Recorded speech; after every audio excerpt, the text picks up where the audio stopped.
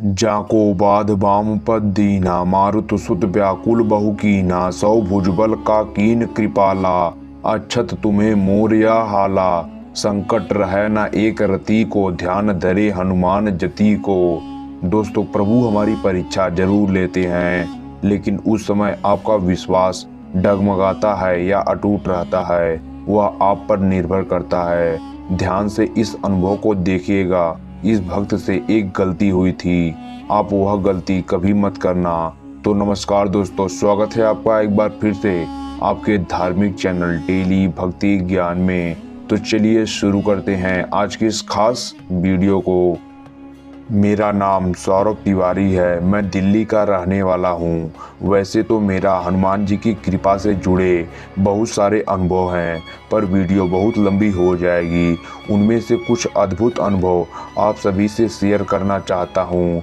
प्रभु की कृपा से मेरा जन्म पूजा पाठ करने वाली एक अच्छी फैमिली में हुआ है, तो बचपन से ही घर में हमेशा पूजा पाठ का माहौल देखता आ रहा हूँ, परंतु मेरा मन कभी भक्ति में इतना लगा नहीं। कभी कभार हनुमान चालीसा का पाठ कर लिया करता था, अगरबत्ती लगा दिया करता था, पर भक्ति भाव से कभी पूजा नहीं की। ये बात 2020 की है। मैंने भोले बाबा की भक्ति करना शुरू की। सोमवार के दिन मैं शिव सहस्त्र नाम का पाठ करता था, तब थोड़ा भक्ति में मन लगना शुरू हुआ।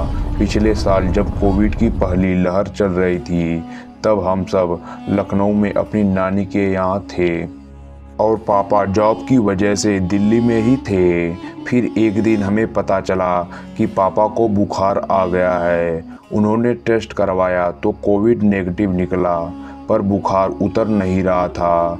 तो हमने पापा से कहा कि आप लखनऊ आ जाओ, तो पापा लखनऊ आ गए और हमारे दूसरे फ्लैट में शिफ्ट हो गए, और मम्मी भी उनका ध्यान रखने के लिए वहीं चली गई। हमने सोचा फिर से टेस्ट करा लेते हैं, और जब टेस्ट करवाया तो कोविड पॉजिटिव आया। यह जानकर हम बहुत घबरा गए। मेरे तो पैरों तले ज़मीन खिसक गई। मैंने अपने मामा जी से कहा, मुझे बहुत डर लग रहा है। तो उन्होंने कहा, जाओ और हनुमान चालीसा का सच्चे दिल से पाठ करो। मैंने वैसा ही किया। इसके बाद बहुत सारे टेस्ट हुए, जिसमें कुछ रिपोर्ट ठीक था तो कुछ का रिपोर्ट बहुत ख़राब। पर आप तो जानते ही हैं उस समय कितना डर था। मैंने हनुमान जी की भक्ति करना शुरू कर दिया और यूट्यूब पर भी उन्हीं के बारे में देखता, हनुमान चालीसा का निरंतर पाठ करता था। तभी एक दिन आपके चैनल की सामने वीडियो आ गई। एक दो वीडियो देखकर ही मैंने आपका चैनल सब्सक्राइब कर लिया और रोज़ आपकी वीडियो देखता। सर, आपका बहुत बहुत धन्यवाद, क्योंकि आपके वजह से ही मेरा हनुमान जी पर विश्वास और बढ़ गया। फिर पापा की सेफ्टी के लिए उन्हें हॉस्पिटल में एडमिट किया गया और हॉस्पिटल में उनका अच्छे से इलाज हुआ, और प्रभु की कृपा से पापा ठीक होकर घर आ गए। तब मैंने हनुमान जी के मंदिर जाकर कहा कि आपसे मेरा साथ अब इस जन्म में ही नहीं, अगले हर जन्म के लिए जुड़ गया है।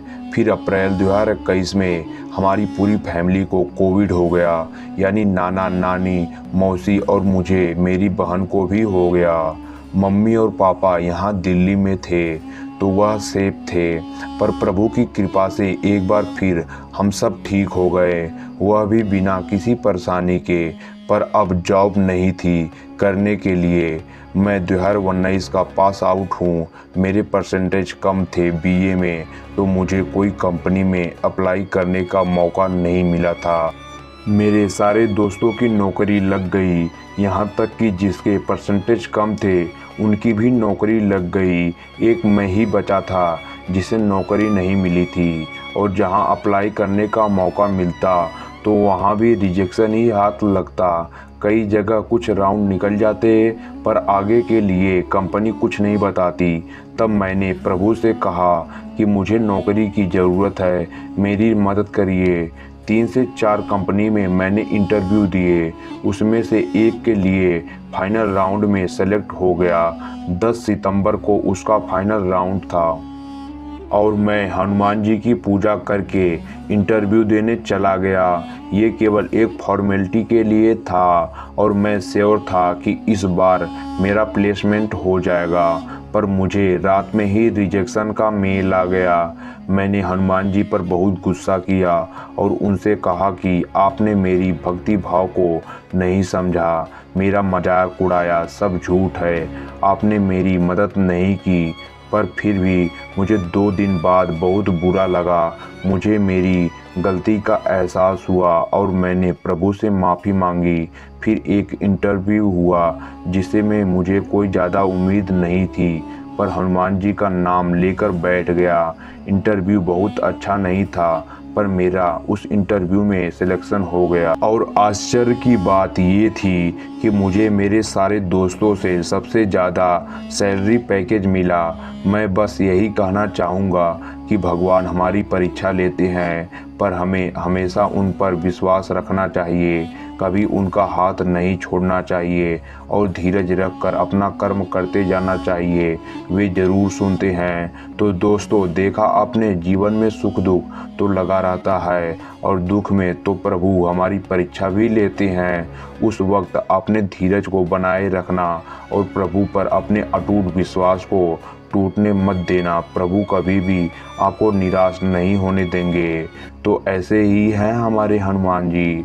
दोस्तों, अगर आपको ये वीडियो अच्छी लगी हो तो कमेंट बॉक्स में जय श्री राम का जयकारा अवश्य लगाएं।